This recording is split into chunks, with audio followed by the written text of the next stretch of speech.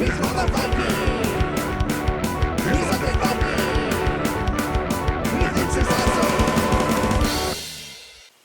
everybody, this is me, the Undead Viking, and this giant box is Stonebound Saga. Stonebound Saga is a card-driven skirmish game for 2 to 6 players, in which each person will control a team of heroes in the Stonebound Saga that are trying to defeat the other heroes on the other side of the board. Now, there's a great narrative to the game that's included in the rulebook that is fantastic and gives a great background to this world and the story and what is actually going on. But in a nutshell, this is a straightforward, smash 'em up, who's left, who's the last person standing type of game. It combines elements of, like resource collection, as far as with cards. You're collecting cards as resources that you'll be using to take certain powers, with aspects of like miniatures gaming. You'll be taking cards that represent the players of the heroes that you have, and you'll be moving them about a board on a grid and getting them within range to use certain abilities. Different heroes will be specialized in certain things. You'll have healers, you'll have archers, you'll have melee people, and so on and so forth. And it's up to you to kind of draft a really good team that works well together, and then find your opponent's weaknesses and take advantage of those, and then take them down. So the game is, if you've played these types of games before, it's really straightforward. The designer's gone and done a really good job of giving the players these really good player boards to keep track of all the information of multiple stats. I mean, tons of stats that the characters will have, but it has a really good player board that allows you to keep track of that, and so it removes a lot of the fiddliness of that situation. But let me show you that and show you how the game's played, and then we'll come back here and I'll tell you more. Alright, so this is Stonebound Saga, and I have gone ahead and placed this game mat that I was given to play on, which is beautiful. I love this game mat. This is awesome. I just wanted to put that out there. I also got another game board as well, but if I have my preference, I use a game mat, because game mats, you can pick cards off them easier and so forth. But regardless, normally I wouldn't have my stuff laying on top of the game board, but it is a very large mat in which you're going to be able to play on. So, I just wanted to put them on there so you can see them. Now, so just, I will be removing stuff when I show you how the game is played, so just bear with me for a moment. Alright, so you're going to get a giant deck of heroes that you're going to be choosing for your teams. Those heroes have a giant deck of different abilities that you will also be associated with these characters. There is this giant pile of different like effects that people will have, such as like blindness or whatever. And so when that happens, you place the token on your character when it does, and different attacks and different abilities will do that. Now this is a game board that you're going to have for each one of your heroes, and it has these sliders that are going to allow you to set whatever stats that your character has on those. Now those stats are determined by what the type of character they have. So like a Marauder here has 20 hit points. It has physical defense of 2. It has spirit defense of 2. Its attack rating is 4. It has a range of 1. It has a movement of 4, and its critical hit chance is a 25%. So these are the same for each and every Marauder will have those stats, but you will, they'll have different abilities available to them depending upon, the different types of elements that they have associated with them. And just before I show you those, this giant deck of cards up here is these different elements. And so like here's gold, and there's aquamarine, and there's ruby. And then these particular cards have a number of stars on them that will represent like how powerful that particular element is that you have. That's 1, 2, or 3. You're going to hear 1, 2, and 3 stars a lot when you play this game. And then here I'm just going to show you this this able, and then you notice that the 2 little swords there means they're a Marauder. I'll explain that more here in just a little bit. But this is their element here, and then you can see that they have the different powers of 1, 2, and 3. and then you have to power them with 1, 2, or 3 of that element to power those abilities. So, pretty cool, right? And it's like, here, like, it'd be 1, it'd be a standard attack, and it adds sheer to the ability. Dagger Flurry, a standard attack on all enemy targets within weapon range, and that's a dagger flurry, so that would cost 2. And then a Wind Cutter, double attack, decrease attack by 1 for these attacks. Double attack, obviously, you're making a couple of attacks and doing more damage, but I'll talk more about that when I show you how a skirmish or how the fighting actually works. Alright, so to begin with, each person is going to pick a team of these characters. You're going to have people with 1 star, and you can see that they have these 2 elements down here. And then the people with 2 stars, like here, Iris, you can see, like, and I should mention, like, this icon up here will denote what type of character they are. This particular one, because of the fact that you can see the bows that are on there. Those, and I might as well just show you this as well. Those, because of the fact that they have, like, the ranged attacks, they're a Vanguard, see, and they have a range of 3. And the cool thing about all these different characters is that, yes, you might seem like their stats are the same, but because of the powers they have, they will lend themselves towards, being like people that can take a lot of damage. Like Marauders, for example, are really, really fast, and they can do a lot of damage, but they don't really have a lot of defense. So they're like that perfect, like, kind of like, rogue type, swashbuckler type character, if you will. But anyway, so, and then you'll notice that they have the 3 of the elements down here as possibilities. And I should mention that these are the attack powers and these are the defensive abilities. And so let me find one. So then here's a 2-star one, Leah, that has 2 on the attack and 1 on the defense. So, and then finally we get to our 3-star people, like here, the mighty Glenn. the fantastic Glenn, great fantasy. I'm not like Karis and like fantasy names or whatever. Abel, Oliver, Metalcore, and then we have Glenn. Anyway, so Glenn, as you can see here, is a 3-star hero, and you can see he's got 2 over here and 2 over here. So they have obviously a lot more flexibility as far as the abilities that they can do. Now, the way it works in a normal game, in a like 2 people, just playing against each other, you get 5 stars worth of units. So. And you have to have 3.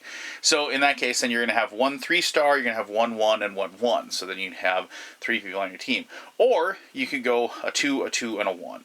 So you can decide, how you want to do that and how you want to, run with your characters, depending upon, like what the other person drafts, what the other person chooses. And as far as how you pick them, like I said, you could just deal them out randomly, and then, and you take what you get. You can do a draft. There's several different ways, and of course you can always come up with ways yourself. So after you've done that, you will have 7 of these cards, 7 element cards in your hand. 1, 2, 3, 4, 5, 6, 7. And the 7 elements, and this is the standard version. If you add more people to your group, they do suggest that you add 2 more cards, per extra character you have, so you can actually like empower them. So when you get your cards, they'll have the different elements on them. And one of the big things is that when you have your cards, you want to make sure that you have, and like here's like a 3-star emerald here, which is powerful, 2-star pearl, and so you can have, and I got a bunch of 1 stars otherwise. Now, as you can see, you can't really guarantee that you're going to get a certain element in your hand. A lot of times you're going to get cards that you can't use. But if you go for a wider range of different elements that your characters can have, then you can be, feel pretty safe or certain that you're going to have different abilities and different powers. And you're going to, you might not be able to use the character you desperately really want to in certain situations, but maybe you can use another one that you have to, process the attack or take care of, the other player, because you can activate a different character on your turn. All right, so when you pick a character, so you know, let's just say, for example, let's just take Karis here, and let's take Abel. All right, so we're gonna take these two. So what we're gonna have to do is I'm gonna find the ability cards for these two, and then I'm gonna show you a combat. And this, as I've said, is a Marauder with the two little daggers. They're like and you can see Abel obviously jumping. And I should mention also, it isn't like they went through this and like said, okay, you get a 1-star Oliver, and then you get a 2-star Oliver, and you get a 3-star Oliver. No, I mean, each one of these characters in here, each one of these heroes is completely different, has a different art, different name, and I really like that. They could have easily just said, okay, you know what, just make 3 versions of each one, but they didn't do that, which I thought was really nice. But anyway, so, and this is a Prophet. And I should mention, like, her attacks do spirit damage. You can see the S down there. And Abel does physical damage, because you can see the P that's down there. Alright, so I'm going to go ahead. I'm going to magic video editing once again. And I'm going to go ahead and I'm going to set this up. And so you can see, like, how, just a quick little, a turn or two of how the battle works between these two characters.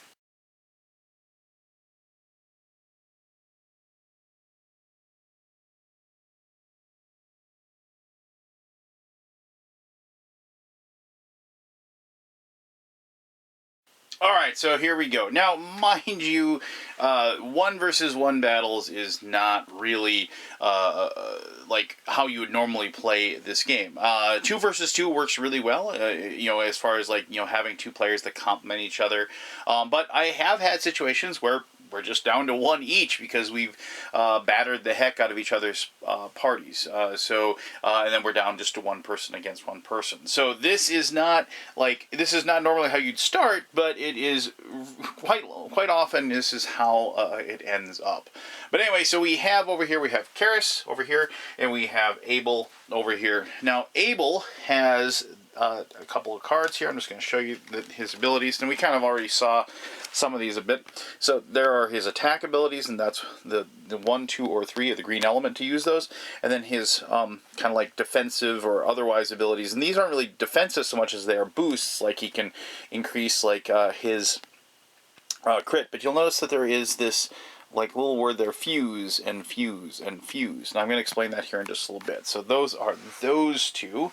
And then over here we have Karis, and you can see like here is her light attacks, and she's, or like the white element. So like light is like obviously the 2, 3, and 4 is what they take to power those. And if she does those attacks, you can see like it does 5 damage, and then if I want 1 through 50, it adds upkeep to a person. Now upkeep is a cool little ability, an effect that basically increases the cost of using your attacks by 1, like using your special powers. I should mention that you can always just do your normal attack. Like, your attack rating's 4, I'm attacking you, you're within range, I get to make that attack. But if you can use an ability that allows you to attack as well. So just keep that in mind. Alright, so and then over here, like you can see, Karis is a healer. So heal hit points of Karis or ally within weapon range by 5. So you heal 5 hit points, heal hit points by additional 5 if on a crit. And so Water Spring heal hit points of allies everywhere within 3 spaces. If there's a group, she could heal all of them, and then removes all status effects on Karis and allies within 5 spaces. So if somebody had used an effect on them, she'd be able to get rid of them. So it's kind of neat. I like how you just put those cards in there like that. It looks cool, right? So anyway, so just for starters, let's just so I have the 7 cards. Let me show you how fusing works. So I kind of did this on purpose, but you can see I have these 2 rubies. They're 2 red, right? And they both have 1 star. So I look at the other cards, and I do have an emerald, which has 3, and a jade, which is 1, so I'd be able to do some attacks with him pretty quickly. But, I want to increase my crit. So what you can do then is you fuse. So you show the 2 cards, because it costs 2 power to fuse each one of these abilities. And I want to get this one, which increases my crit rating by 10. So you reveal these, and you just kind of place them like underneath so you have them. Because the reason for that is because when you fuse an ability, those cards count against your hand limit. This is a hand limit of 7 as we're having. So like when I discard and draw at the end of my turn, I have to count these 2 cards in there. So when I fuse, I take a marker like so, and I show that I fused that ability, and then I go ahead and increase my rating. So my crit goes from 20, I move the little 10 spot up to 30 like there, and so now my crit rating is 35 with Able. Now that's an action. You get 2 actions per turn, and the other action you can make an attack, you can move, but you can only move once. I should mention that. But since I'm not within range, I can't really attack her, but I can move. And when you move, you can't move diagonally, but otherwise you can move orthogonally. And the same thing goes for range. If if I wanted to see if she has normally a range of 3 with attacks, some abilities are different. If I wanted to see within range, I go 1, 2, 3, 4, not within range. But if he was here, 1, 2, 3, that would work. So, and I like that, there's lots of games where like, okay, take out a stick and measure, and that works, right? But here, it's really, really quick and fast, and you're able to tell. That's one of the things I'll touch on when I talk about the game in my conclusion. But the straightforwardness of the skirmish is something that I really appreciate. So, all right, so then we move forward. We're done there. And now what I can do is I can discard. Now, you can discard as many cards as you want out of your hand. Obviously, these 2 granites and this crystal aren't helping me at all. I'll keep these 2 jades. So I discard these, put them in the discard pile over here. And then we're going to draw back up. Now, remember, I have those 2, so I have 4. So I only get to draw 3 cards for my hand total of 7. And we'll see what we get. Oh, cool. Well, we got a garnet, and I'm gonna tell you why that's cool here in a little bit. But we'll just go ahead and put these aside for right now, and we'll let the other player go. So now Karis is going to go, and Karis probably isn't too happy about being next to being right up next to Abel. I mean, obviously he's going to have more movement than us, so there might not be much we can do about that. But at the very least, we can make an attack and then maybe move away, make it a little more difficult for him to come track me down and attack me. So what we're going to do is we are going to use, and let's look at the cards first, because I know I purposely did this. But so like here's a pearl. It has a 2 result. Now, we're not fusing ability, we're just going to make an attack. And we're going to look at Karis, and it says here, deal 5 damage, and this is spirit damage, to target within 4 spaces, obviously within 4 spaces. And so we're just going to, so we play this, and we say we're acting out our light power. And so we're going to go ahead and attack. Now, I'm going to roll and see if I get a crit. So, and this technically isn't really a crit. It's like I have to roll like basically a 1 through 50, because normally her crit rating is 50 in a normal attack. Let's see what happens here. So we're going to hit. That's another thing about this game. The combat is, there isn't like a chance to hit. There's a chance to crit and do extra damage. But let's just see here. So let's go whites first. We're going to try to get underneath 50. And I rolled a 21. So awesome. So what we're going to do then is we're going to go ahead and put an upkeep token on Abel like that. We're going to do 5 points of damage, spirit damage. We're going to look at his spirit defense, which is 2. Deduct that from there. We're going to take 3 hit points of damage. So 1, 2, 3, like so. Ouch! That stinks. If I'm Abel, I'm not happy. And so maybe we'll just move. It doesn't really matter because he's going to be able to catch up with us anyway. So we'll just move there, and they're good. Now you can put those on the cards if you don't want to. You can just put them directly on the player board as well. Either way, it works. You can keep track of it. So, and I should mention that when you have 3, more heroes per team, you will choose to activate which one you want, and then you take that turn, then the other person goes. Or with with more than 2 players, it's like then the next person around the table goes. So you choose which one you activate, and then they take that action. Alright, so now we're going to go ahead and we're going to discard the cards we can't use. So we have the Aquamarines, which are okay. Jade doesn't help us. Ruby doesn't help us. Emerald doesn't help us. And because Emerald is a really cool card, and it has a 3 on there, and I'm pretty sure that the other player over here would really wish they had that card, I'll just put that on top of the discard to kind of say, oh look, that's what you didn't get, ha ha ha. So, and then, since we have 3 cards left, we'll draw 4 more, 1, 2, 3, 4, and we'll put those in our hand, and then, oh, I drew 1 too many, so we'll put that back down, And then we'll put these in her hand and put them aside. Now the other person's going to go. All right, so Abel's not happy. You know, he got hurt, but he did, you know, manage to power up. And we're going to go ahead and move over here. Now, I'm going to show you something. I'm not going to do that. He wouldn't, you know, when you fuse, like obviously we use 2 cards, right? But I got this garnet that has 2 stars on it, right? You have the ability to break a fuse, like down, and like get rid of these 2 cards and replace them with another card, like so.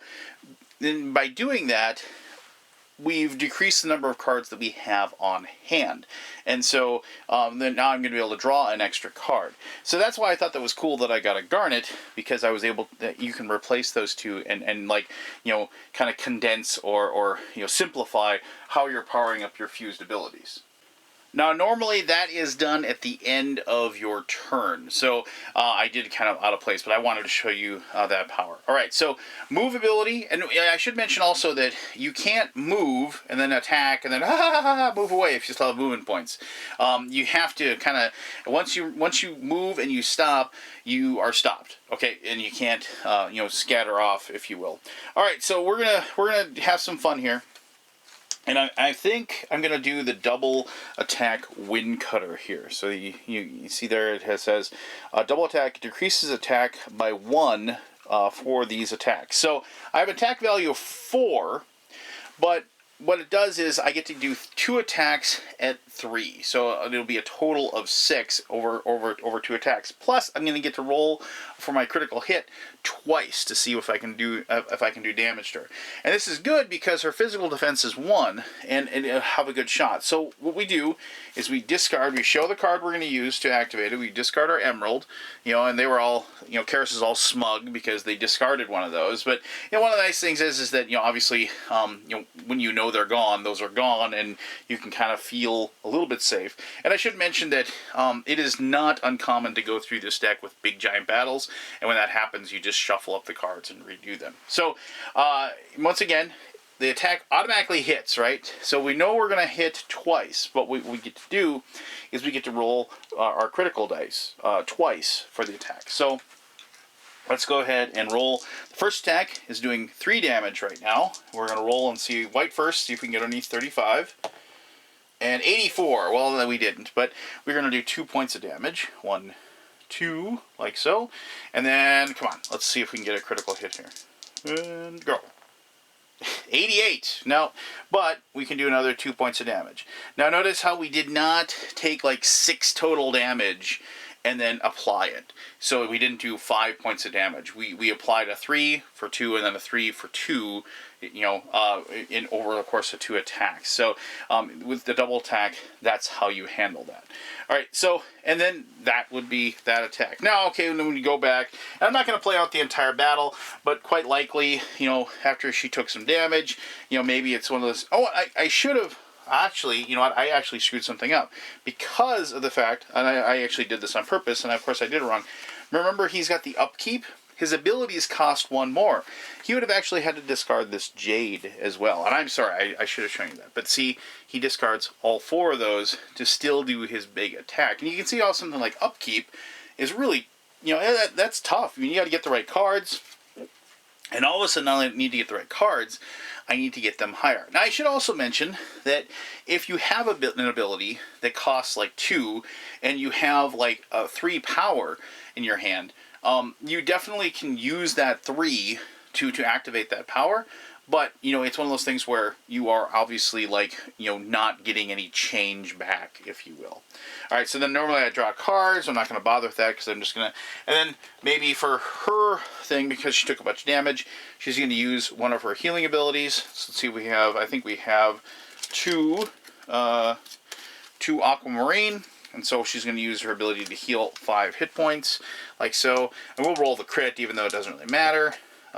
Because, you know, she doesn't have them. So then that would be her roll, and she'd, you know, heal up to there, and then she'd draw cards. So once again, you can see kind of the tug back and forth of how the swing of battle will work.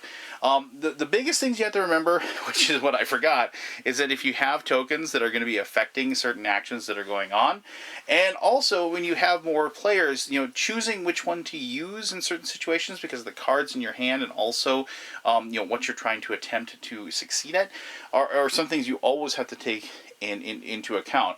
And I really thought this game shined really well when we played like 2 players against 2 players, like teams, and both of the players could kind of like, you could work together, and with a team of 6 versus a team of 6. That was a lot of fun because you would work together, you'd heal each other, you'd split up and try to take out one person together, that sort of thing. If you ever get down to hit points of 0, obviously you become incapacitated, and that character is out for that particular skirmish, and then you just keep going until one team wins, or like, if it's a hopeless situation where there's 5 on 2 or something like that, you can just, of course, concede the battle at that time. This is one of those things where it has a lot of the fun of like miniatures combat and things like that, condensed into a very easy, simple format, and the presentation is beautiful, but the rule set doesn't get in the way of the fun. And I'll touch on that and a lot of other stuff in my final thoughts. All right, thank you for taking the time to learn how to play Stonebound Saga. So, yeah, there you go. I mean, I kind of touched on a lot of things, in the introduction and how in the how to play portion. But ultimately, what I like about the game, I'll say the game is beautiful. I mean, the artwork is fantastic. It's thematic. It draws me in. It makes me care about the characters on the board, and that helps, right? I mean, I've said in many videos that like if a game is good, I don't care about the art, and this game is good, and and the art is fantastic. But I mean, if the art was worse, it wouldn't make the game worse for me.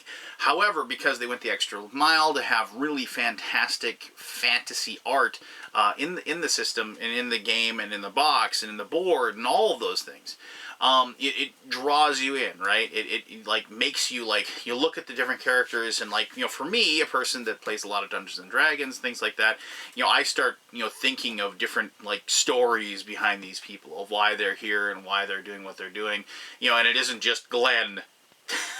I don't know why I find that funny. But anyway, so that aside, like I said, if you like skirmish type games, where you're up against, this is confrontation, right? You're up against another person. And a lot of people don't like that, and I understand why, maybe they don't want to like, beat up another person to win a game, but to that I say, well then, play this game as a team game, because then you get the aspect of like, being able to overcome, somebody else, being able to defeat somebody, because that's how you win, right? But then you get to work together and share a victory with somebody else sitting at that side of the table. And like I said, having a two players versus 2 players in a team game, that was a lot of fun for me. My daughter and I took this with us to our open gaming night at our local game store, and she and I like worked together and took on a lot of different people playing, and we both like, won a lot. We lost a few, but we won more often than we lost. And we definitely, cheered ourselves on, and that was like definitely high five moments and things like that were really good. And, I do think that it kind of weirdly, and I shouldn't say weirdly because this isn't that weird, it took me back to like playing World of Warcraft, actually. And I was a big World of Warcraft player for many years. And, before what it is now, I was like old school World of Warcraft. But I remember we would go, my clan that I was in, we would have little 6-man groups that we would go into battlegrounds with, and like and I was the marauder, I was the rogue, I was the orc rogue, and like my job was to do tons of damage really quickly. I wasn't the healer, I wasn't the protector, I wasn't the tank. But each of us had our little role, right? We had a designated thing that we were good at, and the other people, and as long as we stayed within, our boundary, if we stayed within and relied on the other person to do what they're good at as well, we'd be successful. And the same thing is here. Use the heroes that are good at the things that they're good at, and don't expect them to do something else, right? And it's that balance of using the different abilities, and I should mention before I wrap this up, this is a giant deck of abilities that they have, and and I spent a good hour, like going through each one of these and reading about the different heroes and what they could do. I have no idea how long it took the designer to balance all those and make sure that the abilities worked well with each other and what have you. But I mean, well done. So the thing is that this game has, as I said, a modular ability to be whatever you want it to be. Do you want to have a tournament style game where you and your players you take get points for defeating certain teams and things like that? Do you want to have like the two-headed giant type thing where you give one person, like, maybe you give one person like a couple of heroes that are super powerful, give them more hit points or something, and then like the rest of you people get like four heroes of lesser ability, and see who wins that type of situation. So and that's what I like about games that like this. Like a lot of times with miniatures games and skirmish games, the rules are very rigid, right? And they just there isn't a lot of wiggle room to do what you want there, but in this one, it seems to just ask you, hey, here's your basic set, play how you want, and I really enjoy that, and my gaming group does as well. So there you go. If you have any questions about the Stonebound Saga, please ask away. I'll be happy to answer those as best as I can. As always, thank you very much for taking the time to watch this video, and until next time, I'm the Undead Viking, and I'm telling you to have yourself one heck of an awesome day. All right, bye.